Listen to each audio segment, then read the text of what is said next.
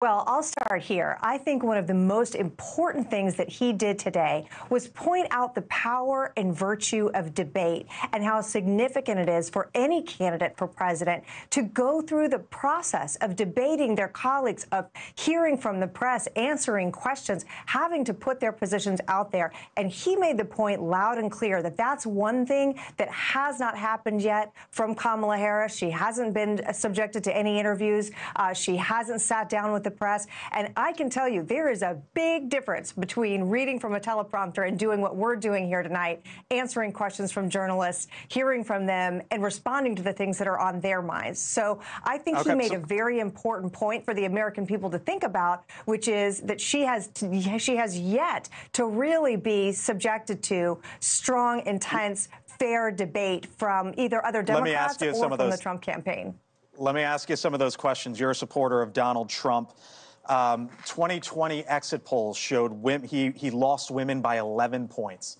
In the key swing states, the New York Times poll, Congresswoman, just released the other day, he is down 15, Donald Trump is, to Kamala Harris in the key swing states. And Donald Trump clearly knows this is a problem because Kamala Harris talked about reproductive rights last night, and Trump felt the need, Congresswoman, to address this first thing today. Here was Harris last night, Trump today, and I'll get your reaction on the other side. Donald Trump handpicked members of the United States Supreme Court to take away reproductive freedom.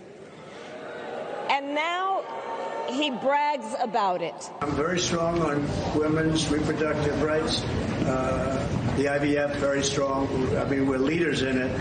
And I think people are seeing that. So if Donald Trump essentially led to the overturning of Roe by putting the Supreme Court justices into the highest court, Congresswoman, and Roe was overturned, how do you think he can fix this issue now with women? It was a problem then, and it's a bigger problem now.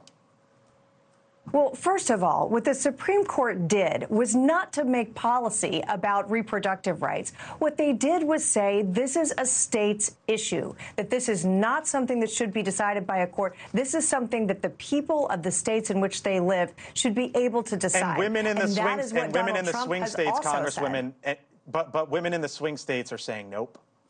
And that's the problem. Donald Trump has made clear that he supports families, that he supports IVF. So many of these talking points that are coming out of the Harris campaign are simply an inaccurate portrayal of what the Supreme Court did and what Donald Trump has said. And I will say this, when I talk to women, look, I am a suburban mom, and there are so many of us in my district. And when I go out and talk to my voters, they're concerned about prices at the grocery store. They're concerned about jobs. They're concerned about the quality of their children's education. So it is so important that we don't get distracted from the key issues that affect the lives of daily Americans. And as much as the Harris campaign might want to focus on that issue, it is completely a misrepresentation of the positions that President Trump has taken. And it is one of many things that are important to voters.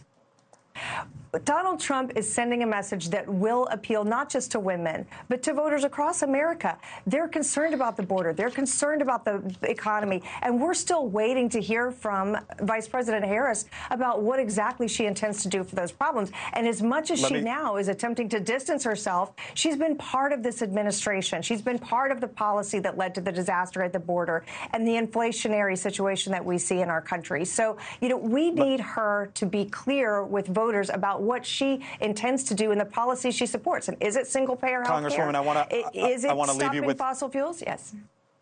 I want to leave you with this, just because I'm running up against time here. But we learned today that 5 members, speaking of Donald Trump, 5 members of the U.S. Secret Service have essentially been suspended because of what happened in Butler, Pennsylvania. You are on the bipartisan committee that is looking into all this. You're a prosecutor by trade. That's what you were before you got into office. And I wonder, Congresswoman, if you're satisfied with that response. Well, I think it is an important first step, but we have a long way to go with the investigation. The task force itself will be going to Pennsylvania this week.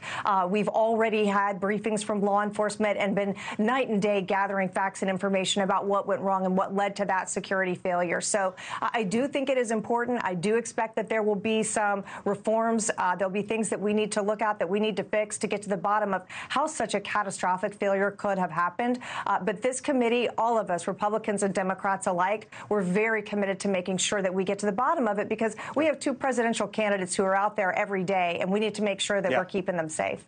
Thank you for watching, and make sure you go to joinnn.com to find NewsNation on your television provider. And don't forget to click the red subscribe button below to get more of NewsNation's fact-driven, unbiased coverage.